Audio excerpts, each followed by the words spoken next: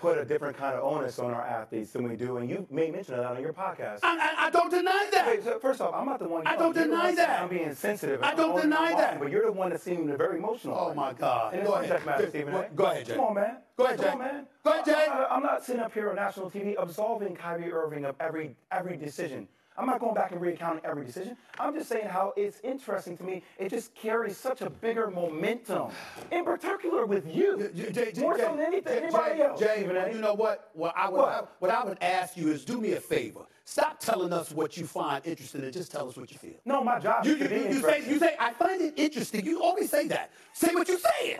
What are you saying? What did I just say? What are you saying? What am I saying? I just said what I'm saying, Stephen A. Which is? And I'm not allowed to say what I find interesting. Of course you are. But like, once again, I invite you on the show to say what's interesting. He thinks you're too preoccupied with Kyrie, too hard on Kyrie. Did I mention Kyrie Irving last week before he demanded a trade? We were talking football. How many times have I mentioned Kyrie Irving over the last few weeks? I don't seem to be the one being triggered right now. Well, I'm always triggered. No, you're not. Oh, yes, I am. No, you're not. Yes, I am. No, you are not. Okay. I've seen you. I watch your show every day. So what? Are we talking about Kyrie or is this personal? It seems personal. I don't want it to be personal. What seems personal? It seems personal for you. For me with Kyrie? Yes. You 1,000,000%. You of all people with all the interest you have got the nerve to sit here in national television and tell me I'm getting personal with a player? I don't lose no sleep. I didn't say you lose sleep. I don't lose any sleep over Kyrie Irving. Sleep. I'm passionate about the subjects I'm passionate about. I don't accuse you of getting personal when you take the You have accused me of getting personal. Oh, my God. You have, Stephen A. Right. Can I go on the court? I'm going to leave it. Can I go on the court real quick? I'd like to. Because when we started off... We both got a lot to say. All right. You do? Yeah. You do? Okay, guys. Just say it, Jay. I'm not in here for that. I'm not in here for that. Just say it, Jay. I'm on your show. Okay. All right. Okay. All right. We're all colleagues. We're all teammates. When we start... Yo, so that was Stephen A. Smith and Jay Williams, Tim Legler, talking about the Kyrie Irving trade this morning on First Take. And I first of all, I want Stephen A. to be honest when he says, why do you think we bring you on this show? Just for you to say things are interesting. You bring him on because it's dialogue. He's going to have the exact opposite opinion of you when it comes to Kyrie Irving. Everyone knows it. It's obvious. I mean, a lot of people are still surprised Jay Williams is still employed because he did that video standing outside a few months ago defending Kyrie Irving. And he was on that lone island of people on that channel, on that network, that stood by him and said, hey, look, this isn't a guy pushing semantics. This is a guy who's trying to look for his lineage past whatever he's been taught here in America. Nothing wrong with that. But Stephen A. gets upset. Look, just a week ago when Kyrie demanded this trade after they lost that game to the Celtics, Stephen A. said it was idiotic. Once again, calling this man out of his name. He's called Kyrie Irving out of his name dozens of times. It's so as he has with a lot of other black players. And then people look at that and say, well, where's that energy when one of these white famous athletes gets in trouble or does something irresponsible? Right now, the Eagles got a player that's being charged with a rape case. They're not talking about that at all.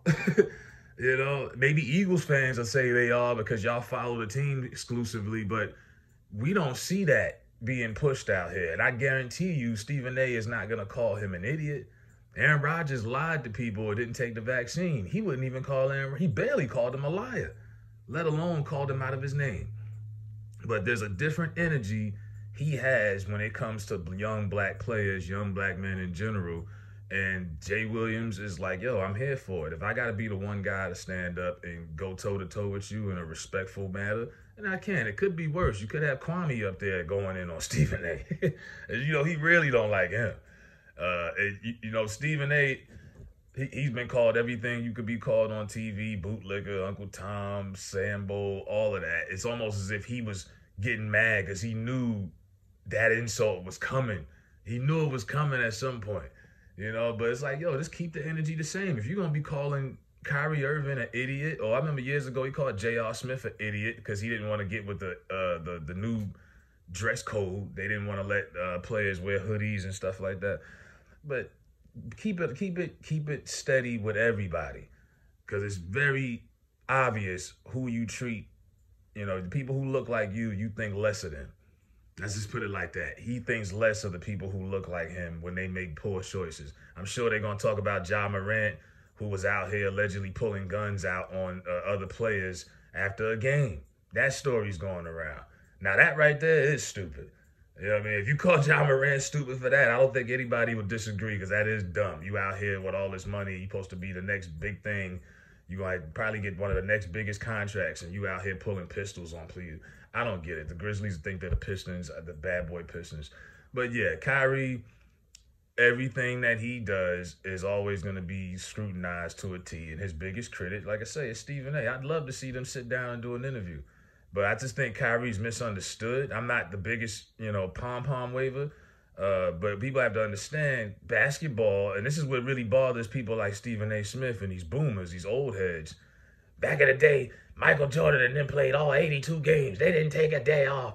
Yeah, well, it's different now. The regular season is not what it used to be. It's not the same meaning. They got the play-in tournament now. It's different. Nobody plays the whole 82 anymore, unless you're trying to break records or you're trying to get your name in there. Kyrie, basketball is not a top priority for him. That's what people got to understand. I'm not saying he doesn't work hard. He's not in the gym at 6 a.m. or whatever, but ever since he's become a family man, he's won a championship, basketball has taken a few steps back. Now, is he still one of the best players in the league at his position? Got great handles and everything? Of course. And I think the potential is really what bothers people like Stephen A. They think he should just be basketball.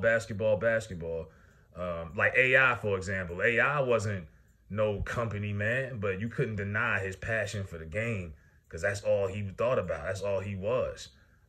But Kyrie is different. If they canceled the NBA tomorrow, he would not cry about it. I promise you. I'm pretty sure he got other things going on than that.